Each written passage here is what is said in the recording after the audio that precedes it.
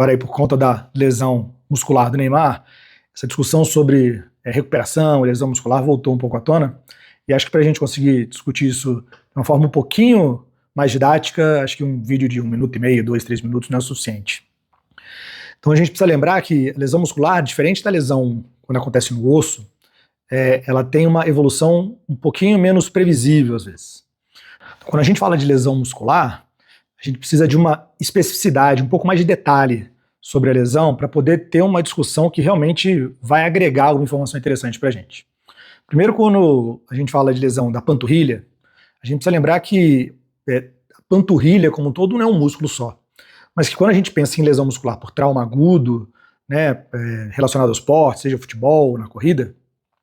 o principal conjunto de músculos que se rasgam durante uma atividade na panturrilha é o conjunto de músculos que forma o tríceps sural. O tríceps sural ele é formado pelos dois gastrocnêmios, que são as duas batatinhas, né, que a gente consegue ver de uma forma mais objetiva, e o músculo que fica por baixo delas, que é o solear. Esses três músculos eles se juntam para formar o tríceps sural, que vai dar origem ao tendão de Aquiles, que prende no calcanhar. Então é um músculo que ele é importante para a gente, para corrida, para arrancada, e dependendo de qual desses dois está lesionado, o gastrocnêmio ou o solear, ele tende a ter uma evolução e algum cuidado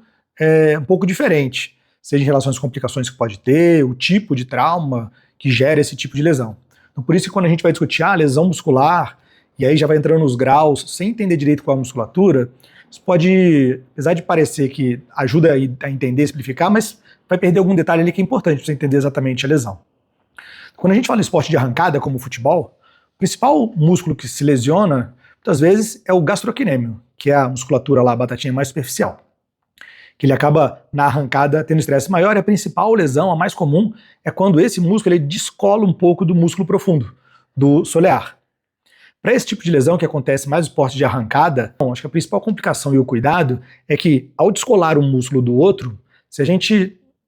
não age de uma forma aguda, né, e rápida para garantir que esses dois músculos fiquem juntos, eu posso começar a criar um líquido entre eles, que a gente chama de seroma, um líquido amarelo de cicatrização, que pode ir descolando cada vez mais um músculo do outro. E quando há um descolamento entre eles, a principal complicação que pode acontecer é, no caso da cicatrização com esse descolamento, eu, em vez de ter um tríceps sural, ou seja, 3 músculos gerando potência e força, a gente passa a ter 2, então a perda de força e potência ela pode ser muito grande. E aí, precisa de uma avaliação no começo muito próxima, e o ultrassom em geral ajuda bastante, para que, caso haja essa coleção líquida que vai descolando, né, dissecando, a gente fala um músculo do outro,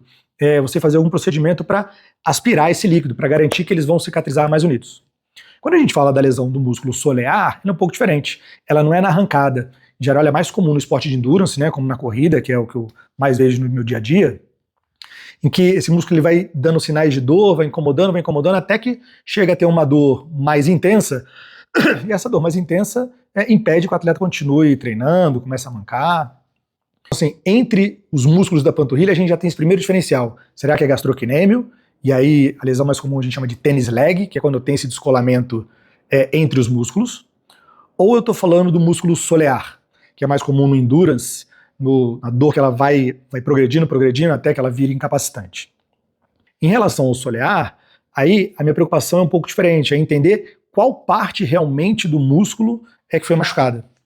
E aí, se eu tenho uma lesão que ela é principalmente nas fibras musculares, ela tem uma evolução. Se, além de pegar as fibras musculares, ela pega o tendão que está dentro do músculo, ele tem outra. Se é uma lesão que ele pegou a fáscia, que é a capa que envolve a musculatura, vai ter uma outra repercussão também. Então, o estudo da imagem inicial, muito mais até do que você se prender ao grau de edema, grau 2, grau 3, o quanto que rasgou a musculatura, uma informação muito importante, qual a região do músculo. E quando a gente fala do solear, tem um colega espanhol que estuda muito as lesões dessa musculatura, que é o Dr. Carlos Pedré, em que ele fez um estudo anatômico muito interessante mostrando que o solear é um músculo que ele tem 3 partes, 3 cabeças, cabeça medial, lateral e central, e cada uma dessas cabeças tem um tendão, e em relação ao estudo populacional, entre todas as pessoas, há uma certa variabilidade. Algumas pessoas vão ter uma dessas cabeças de uma forma mais desenvolvida e mais importante. Então isso também adiciona um detalhe quando você vai entender a lesão. Olha, a lesão aconteceu numa cabeça que é importante para a anatomia daquele músculo naquele atleta,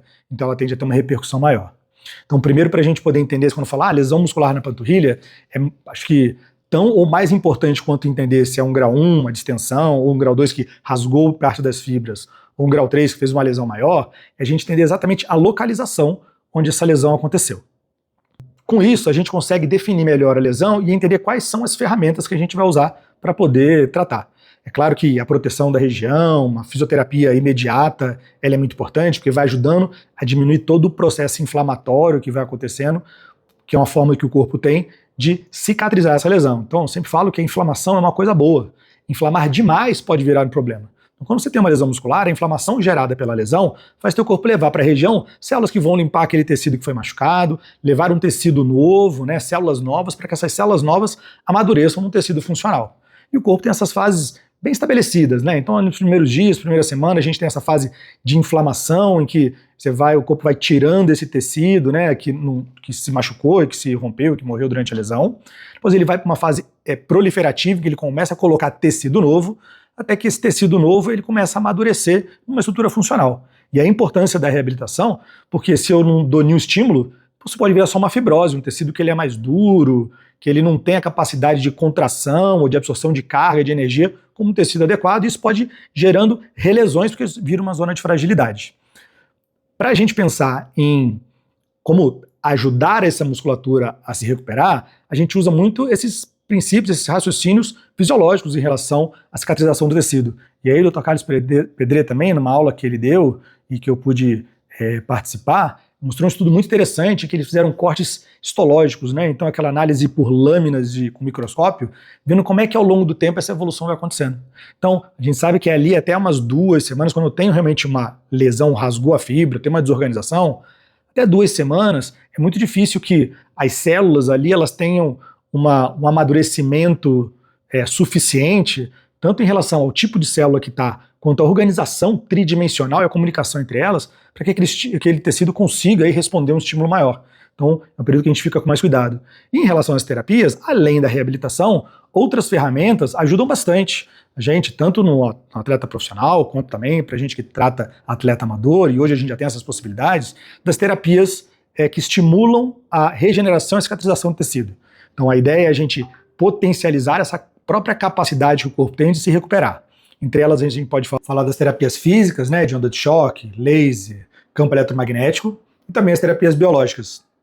E é importante a gente entender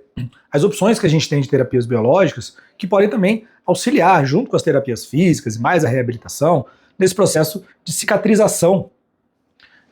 e melhor recuperação da musculatura que está lesionada. E da mesma forma que não dá para a gente generalizar como lesão de panturrilha, porque isso a gente deixa passar detalhes que são importantes para a gente entender a real capacidade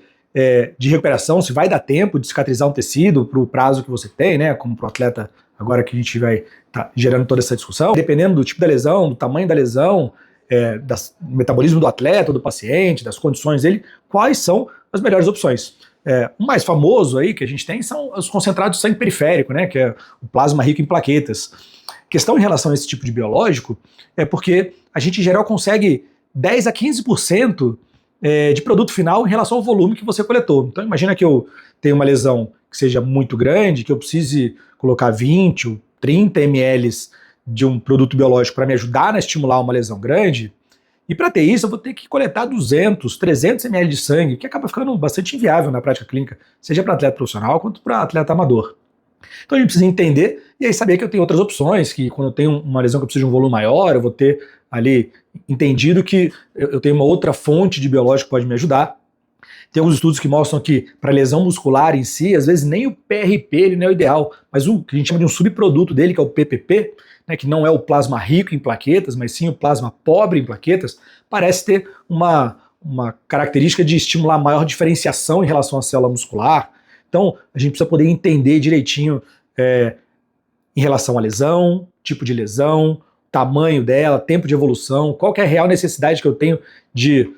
acelerar a cicatrização dessa lesão e devolver o atleta mais rápido possível para o esporte. Isso, quando a gente fala de atleta profissional, é óbvio que isso tem um impacto muito maior, porque é a profissão do atleta, tem uma questão financeira muito importante, mas quando a gente fala de atleta amador, a gente usa isso também para entender qual que é a real necessidade de eu recuperar muito rápido e sempre ponderando, obviamente, a segurança, né? Eu preciso estimular o tecido e tentar acelerar ao máximo, mas óbvio que sempre procurando prezar pela segurança. Eu preciso que a cicatrização que eu estou gerando naquele tecido tenha uma qualidade boa, que diminua a chance de relesão. E aí, essas terapias adjuvantes, além do tratamento, vamos dizer assim, mais clássico, com reabilitação, fisioterapia, podem muitas vezes ajudar a gente nisso. Então, a gente está levando aí praticamente 10, 15 minutos para conversar um pouco, porque quando surge um tema desse, aparecem muitas dúvidas, o que é natural, e o que eu acho importante é a gente ter informação adequada para você poder também, se quiser dar a sua opinião sobre a possibilidade ou não, né, de recuperação de uma lesão, e às vezes para um amigo, para você mesmo que está se recuperando de uma lesão, entender como é que funciona isso, como é que é o raciocínio do outro lado, né, do médico que está te avaliando, para saber aí quais são as possibilidades que a gente tem para tentar um retorno mais seguro e que consiga ter um resultado tão bom ou melhor do que um tratamento tradicional. A gente tem um atleta muito importante para o país, que é o Neymar, que teve uma lesão da panturrilha, e muito se falando, pelo que eu tenho visto nas redes sociais, sobre edema grau 2, é uma lesão muscular grau 2, e para lesão de tal grau de lesão, qual que é o tempo esperado. Só que eu acho que tem alguns detalhes que são importantes a gente entender, porque não é simplesmente uma coisa muito simples de que lesão grau 2 é tanto tempo, mas entender como que é esse paciente, o atleta que está tendo essa lesão, como foi o mecanismo de trauma, quanto tempo tem de evolução, qual que é a necessidade que eu tenho de acelerar ou não a recuperação.